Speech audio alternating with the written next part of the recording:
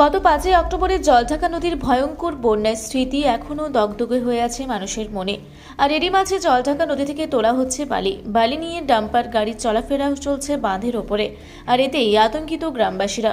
তাদের আশঙ্কা, অতিরিক্ত বালি বোঝায় ডাম্পারে দৌড়াতে শক্তি হারাচ্ছে তাদের নদী থেকে বাঁচার একমাত্র সম্বল বাঁধ, যার ফলে গ্রামবাসীরা একত্রিত হয়ে বালি পাচার রুখে দিলেন। এমনই ঘটনা ঘটেছে ময়নাগুড়ি ব্লকের চূড়াভান্ডার গ্রাম পঞ্চায়েতের ভাঙ্গারহাট সংলগ্ন জলঢাকা নদী এলাকায়। স্থানীয়রা একত্রিত হয়ে বালি পাচার রুখতে বাঁশের ব্যারিকেড নির্মাণ করে রাস্তা আটকে বিক্ষোভ দেখান বুধবার। জানা গিয়েছে, ভাঙ্গারহাট ডালের মাথা বলে পরিচিত এলাকায় জলঢাকা নদীতে বিগত কিছুদিন থেকে আর্থ মুভার নামিয়ে বালি উত্তোলন করা হচ্ছে। আর সেই বালি বড় ট্রাক কিংবা ডাম্পার ব্যবহার করে বাঁধ দিয়ে নিয়ে যাওয়া হচ্ছে।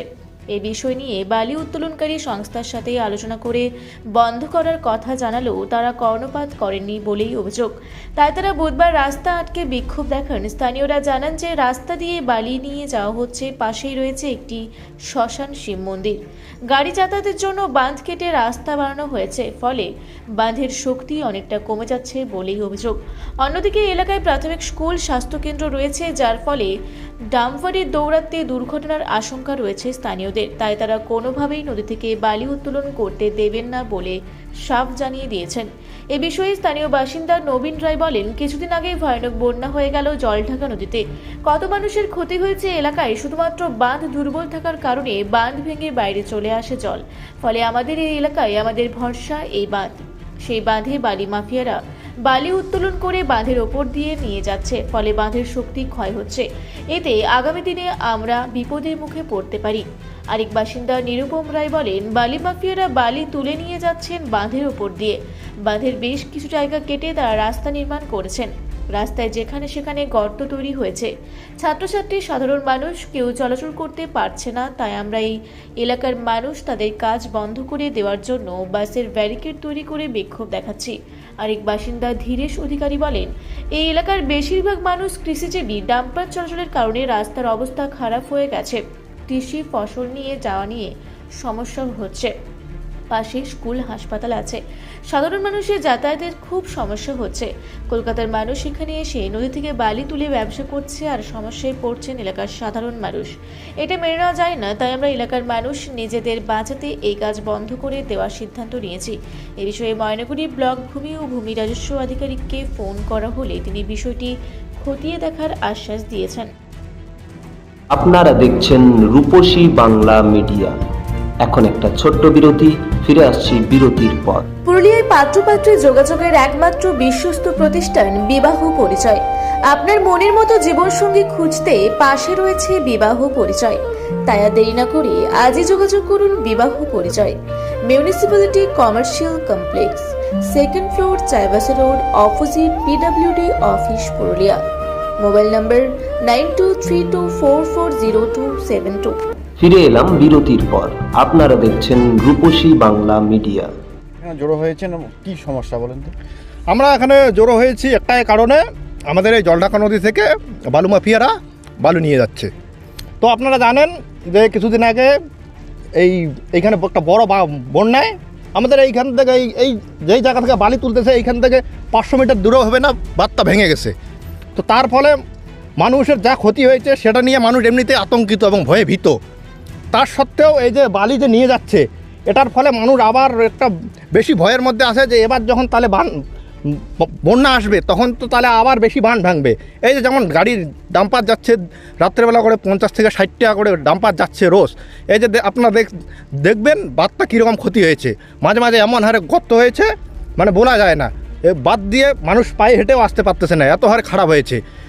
তো এটার জন্য আমরা আসছি যাতে এইখান থেকে কোনো বালি মাফিয়া যাতে বালি নিয়ে না যাইতে পারে, এবং এখান থেকে আমরা কোনো বালি নিয়ে যাইতে দিব না।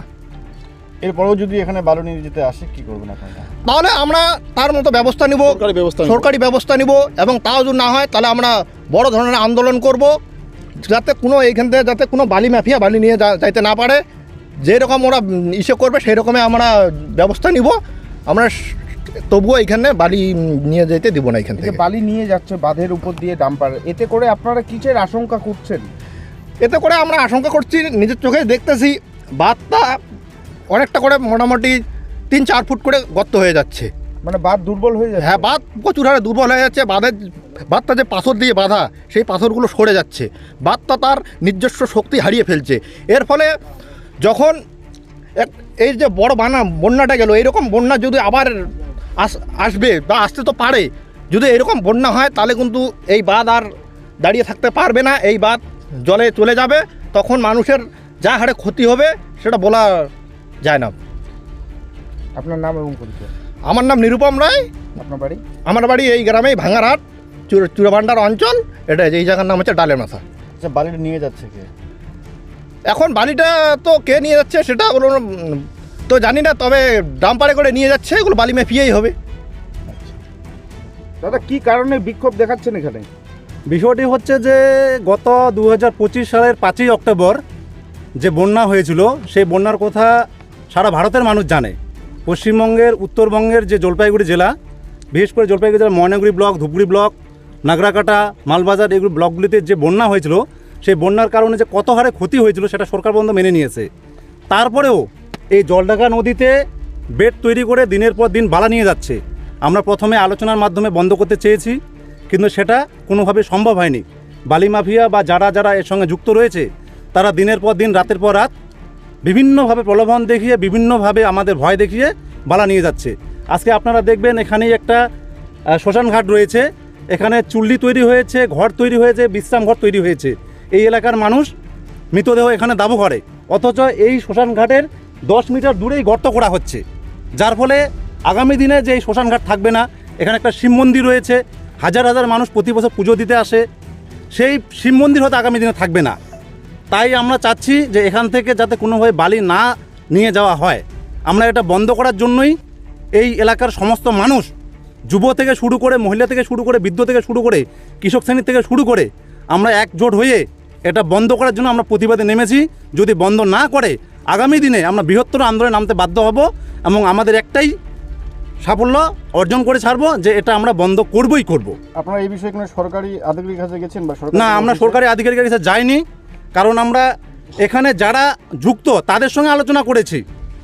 তারা আমাদেরকে বলছে যা করার করে নাও, আমরা বালি নিয়ে যাব। আমরা কোনো আধিকারিকের কাছে যাইনি। যদি আধিকারিকের কাছে প্রয়োজনে যেতে হয় আমরা যাব। এই যে এখানে দেখা যাচ্ছে বাঁশ দিয়ে আপনারা ব্যারিকেড করেছেন, এটা কি কারণে করলেন? কী কারণে করে যে ওরা উগ্রপন্থী হয়ে নিয়ে যাচ্ছে, রাতের পর রাত, দিনের পর দিন চুরি করে নিয়ে যাচ্ছে, তাই আমরা এটা বন্ধ করেছি। কতদিন থেকে চলতেছে এভাবে? এটা ধরে নেন 7 দিন ধরে, 8 দিন ধরে, 8-10 দিন ধরে চলতেছে। আপনার নাম? আমার নাম নবীন রায়। এটা কোন জায়গায়? এটা হচ্ছে রথেরহাট গ্রাম এবং ভাঙারহাট গ্রামের একটা যৌথ সীমানা স্তর, চুরাভান্ডার অঞ্চল, ময়নাগুড়ি ব্লক। কোন নদী থেকে বালি নিয়ে যাচ্ছে? জলঢাকা নদী। জলপাইগুড়ি থেকে কনক অধিকারীর রিপোর্ট, রূপসী বাংলা মিডিয়া।